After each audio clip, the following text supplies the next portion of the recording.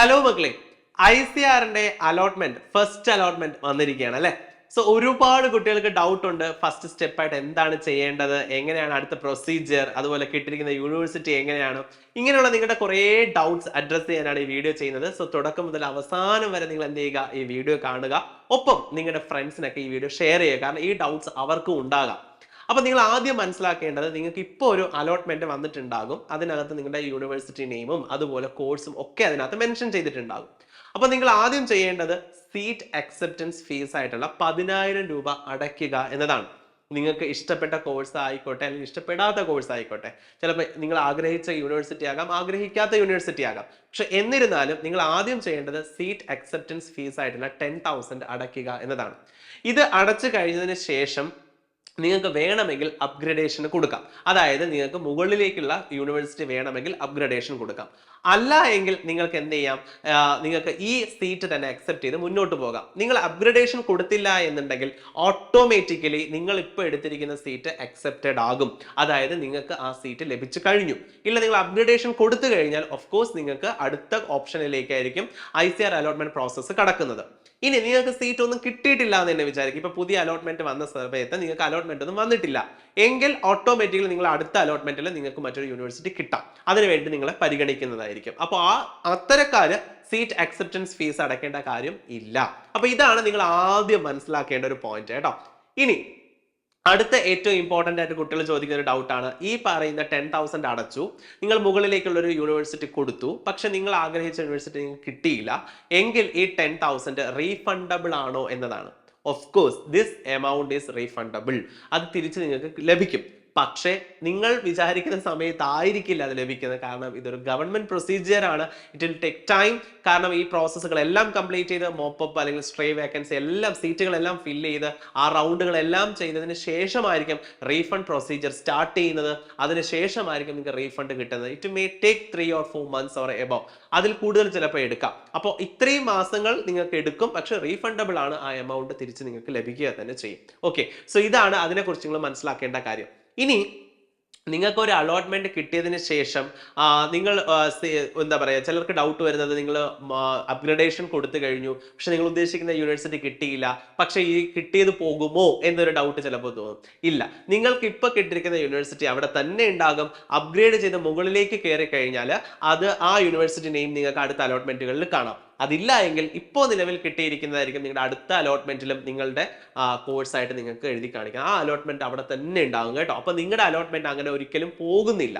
കിട്ടിയ അലോട്ട്മെന്റ് ഒരിക്കലും നിങ്ങൾക്ക് നഷ്ടമാകില്ല എന്നുള്ളതാണ്. ഓക്കെ, സോ ഇത്രയും കാര്യങ്ങളാണ് കൂടുതൽ പേരും ചോദിക്കുന്ന ഒരു ഡൗട്ട്. പിന്നെ ഒരു ഡൗട്ട് വരുന്നത്, കിട്ടിയിരിക്കുന്ന കോഴ്സ് ബെറ്റർ ആണോ എന്നുള്ളതായിരിക്കും. മക്കളെ, നിങ്ങൾ ആദ്യം മനസ്സിലാക്കേണ്ടത്, നിങ്ങൾ എടുത്തിരിക്കുന്ന പ്രൊഫഷണൽ കോഴ്സാണ്. ഏത് പ്രൊഫഷണൽ കോഴ്സ് ആണെങ്കിലും അതിന് അതിൻ്റെതായിട്ടുള്ള ജോലി സാധ്യതകളും എല്ലാം തന്നെയുണ്ട്. കാരണം യു ആർ പ്രൊഫഷണൽ. അപ്പൊ ആ ഒരു പ്രൊഫഷണൽ മേഖലയിലേക്ക് കടന്നു കഴിഞ്ഞതിന് ശേഷം പിന്നെ ജോബിനെ കുറിച്ച് അധികം വെറീഡ് ആകേണ്ട കാര്യമില്ല. കൂടുതലും ICR പ്രൊമോട്ട് ചെയ്യുന്ന കോഴ്സുകളെല്ലാം തന്നെ സർക്കാർ മേഖലകളിൽ ജോബ് ഓപ്പർച്യൂണിറ്റി ഉള്ള കോഴ്സുകൾ തന്നെയാണ്. അതിന്റെ നല്ല രീതിയിൽ പഠിച്ചതിന്റെ ടോപ്പിലേക്ക് വന്നാൽ മതി, നിങ്ങൾക്ക് ജോബ് എല്ലാം സെക്യൂർഡ് ആയിട്ട് തന്നെ ലഭിക്കും. ഓക്കെ, അപ്പോൾ അടുത്ത് നിങ്ങൾ മനസ്സിലാക്കേണ്ട മറ്റൊരു പ്രധാനപ്പെട്ട ഒരു കാര്യമാണ് യൂണിവേഴ്സിറ്റി നല്ലതാണോ അല്ലേ എന്നുള്ളത്. അതിന് നിങ്ങൾ ചെയ്യേണ്ടത്, ICRന്റെ വെബ്സൈറ്റിനകത്ത് തന്നെ റാങ്കിങ് PDF അവൈലബിൾ ആണ്. അതിനകത്ത് ടോപ്പിൽ ഒരു 20-25 യൂണിവേഴ്സിറ്റികളൊക്കെ വളരെ മികച്ച യൂണിവേഴ്സിറ്റികൾ തന്നെയാണ്. അത്തരം യൂണിവേഴ്സിറ്റികളുടെ അത് അക്കാഡമിക് ലെവലായാലും ബാക്കിയുള്ള ഫെസിലിറ്റീസ് ആയാലും ഒക്കെ നല്ലത് തന്നെയാണ്. താഴേക്ക് വരുമ്പോൾ അതിൻ്റെതായിട്ടുള്ള ചെറിയ ചെറിയ ഇൻഫ്രാസ്ട്രക്ചറൽ കുറവുകൾ അവിടെ ഉണ്ടാകാം. പിന്നെ നോർത്തിലേക്ക് പോകുമ്പോൾ ചില യൂണിവേഴ്സിറ്റികളിൽ അവർക്ക് ലാംഗ്വേജ് ഇഷ്യൂസ് പറയാറുണ്ട്. ബട്ട് മോസ്റ്റ്ലി ICR റെക്കമെൻഡ് ചെയ്തിരിക്കുന്ന എല്ലാ യൂണിവേഴ്സിറ്റി ഇൻക്ലൂഡിങ് കേരളത്തിലാണെങ്കിൽ പോലും മലയാളികൾ കൂടുതലുണ്ടോ എന്ന് പറഞ്ഞിട്ട് ഞങ്ങളെ ആരും അവിടെ മലയാളത്തിലല്ല പഠിപ്പിച്ചത്. The language will be officially അത് ടീച്ചിങ് മീഡിയം എന്ന് പറയുന്നത് ഇംഗ്ലീഷ് തന്നെയാണ്. കാരണം ഞങ്ങളെ കൂടെ നോർത്ത് ഇന്ത്യൻസ് ഇരുന്ന് പഠിച്ചിട്ടുണ്ടായിരുന്നല്ലോ, അപ്പൊ അവർ കൂടി മനസ്സിലാവണമല്ലോ. അതുകൊണ്ട് ഫുൾ ക്ലാസ്സുകളും including lab everything will be in English. അത് നോർത്തിലും അങ്ങനെ തന്നെ ചെയ്യണം എന്നാണ് കൊടുത്തിട്ടുള്ളത്. പക്ഷെ വളരെ ചുരുക്കം ചില കോളേജുകളിൽ മാത്രമാണ് അതിന്റെ ചെറിയ ഇഷ്യൂസ് ഒക്കെ വരാറുള്ളത്. അപ്പോൾ എന്തായാലും അത് ഒഴിച്ചു കഴിഞ്ഞാൽ ബാക്കി എല്ലാ യൂണിവേഴ്സിറ്റീസും ബെറ്റർ പെർഫോമൻസ് തന്നെയാണ് കാണിക്കുന്നത്. കാരണം ICRന്റെ അണ്ടറിൽ വരുന്ന എല്ലാ യൂണിവേഴ്സിറ്റികളിലും ഒരു മിനിമം ക്വാളിറ്റി നമുക്ക് പ്രതീക്ഷിക്കാവുന്നതാണ്. ഇനി വരുന്ന മറ്റൊരു കാര്യമാണ് ഹോസ്റ്റൽ ഫെസിലിറ്റീസ്. എല്ലാ യൂണിവേഴ്സിറ്റികളിലും ICRന്റെ കീഴിൽ വരുന്ന എല്ലാ യൂണിവേഴ്സിറ്റികളിലും ഹോസ്റ്റൽ ഫെസിലിറ്റീസ്, ബോയ്സിനും ഗേൾസിനും സെപ്പറേറ്റ് ആയിട്ട് തന്നെ ഹോസ്റ്റൽ ഫെസിലിറ്റീസ് ഉണ്ട്. അപ്പൊ അതുകൊണ്ട് അതൊന്നും നിങ്ങൾ ഓർത്ത് ബേജാറാകേണ്ട കാര്യമില്ല.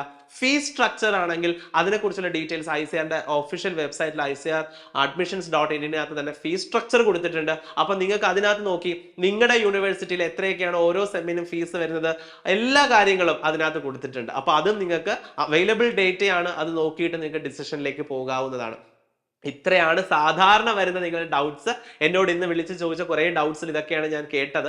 അപ്പൊ അതെല്ലാം ഞാൻ ഇവിടെ അഡ്രസ് ചെയ്തിട്ടുണ്ട്. ഇതിൽ കൂടുതൽ ഡൗട്ട്സ് നിങ്ങൾക്ക് ഉണ്ട് എങ്കിൽ നിങ്ങൾക്ക് ഒരു ഡൗട്ട് കൂടി ഞാനൊന്ന് പറഞ്ഞുതരാം. കുറെ പേര് ചോദിക്കുന്നതാണ് ക്യാമ്പസ് ഏതായിരിക്കും ലഭിക്കുക, അല്ലെങ്കിൽ കോളേജ് ഏതായിരിക്കും ലഭിക്കുക. കാരണം നമുക്ക് യൂണിവേഴ്സിറ്റി മാത്രമേ ഓപ്റ്റ് ചെയ്യാനുള്ള അവസരമുള്ളൂ. നമുക്കൊരു ക്യാമ്പസ് അല്ലെങ്കിൽ അതിനകത്ത് ഏത് കോളേജ് ആയിരിക്കും കിട്ടുക എന്ന് ഒരിക്കലും നമുക്ക് പ്രൊഡിക്റ്റ് ചെയ്യാൻ പറ്റില്ല. അത് ആക്ച്വലി ICAR-നും പ്രൊഡിക്റ്റ് ചെയ്യാൻ പറ്റില്ല. അത് യൂണിവേഴ്സിറ്റിയാണ് തീരുമാനിക്കുന്നത്. ഉദാഹരണത്തിന് കേരള അഗ്രികൾച്ചർ യൂണിവേഴ്സിറ്റിയിൽ ജോയിൻ ചെയ്യുന്ന ഒരാൾക്ക് 4 ക്യാമ്പസുകളിലേക്ക് അവർക്ക് പോകാനായിട്ട് സാധിക്കും. ലൈക്ക് വെള്ളാനിക്കര, വെള്ളായണി, ട്രിവാൻഡ്രം, പഠനക്കാട് കാസർഗോഡ്, അല്ലെങ്കിൽ അമ്പലവയൽ വയനാട്. ഇതിൽ ഏത് ക്യാമ്പസിലേക്കായിരിക്കും നിങ്ങളെ അലൗട്ട് ചെയ്യുക എന്നുള്ളത് ഒരിക്കലും ICAR-ന്റെ തീരുമാനമല്ല. അത് കേരള അഗ്രികൾച്ചർ യൂണിവേഴ്സിറ്റിയുടെ തീരുമാനമായിരിക്കും. അവരാണ് എങ്ങോട്ടാണ്, അതിപ്പോൾ ചിലർ വിചാരിക്കുന്നത് ഞാൻ ടോപ്പ് റാങ്കർ ആണല്ലോ അപ്പോൾ എനിക്ക് മെയിൻ ക്യാമ്പസ് ആയിരിക്കും. അത് ഓരോ യൂണിവേഴ്സിറ്റി അവരുടേതായിട്ടുള്ള മാനദണ്ഡങ്ങൾ വെച്ചിട്ടുണ്ട്. സോ ആ ക്രൈറ്റീരിയ ബേസ് ചെയ്തിട്ടായിരിക്കും നിങ്ങൾക്ക് അവിടെ അലോട്ട്മെന്റ് തരുന്നത്. ഓക്കെ മക്കളെ, സോ ഇത്രയൊക്കെയാണ് കോമൺ ആയിട്ടുള്ള ഡൗട്ട്സ് ഞാൻ കണ്ടത്. ഇതിൽ കൂടുതൽ ഡൗട്ട്സ് നിങ്ങൾക്ക് ഉണ്ടെങ്കിൽ ജസ്റ്റ് കമന്റ് ബോക്സിൽ ഒന്ന് കമന്റ് ചെയ്യുക. അപ്പോൾ അതിനെക്കുറിച്ചുള്ള വീഡിയോസ് നമ്മൾ ചെയ്യുന്നതായിരിക്കും. ഓക്കെ, അപ്പോൾ എല്ലാവരും സീറ്റ് അക്സെപ്റ്റൻസ് ഫീസ് ഉടനെ തന്നെ അടച്ച് നിങ്ങളുടെ സീറ്റ് ഉറപ്പുവരുത്തുക. മറ്റൊരു വീഡിയോയുമായിട്ട് വീണ്ടും കാണാം. Till then bye.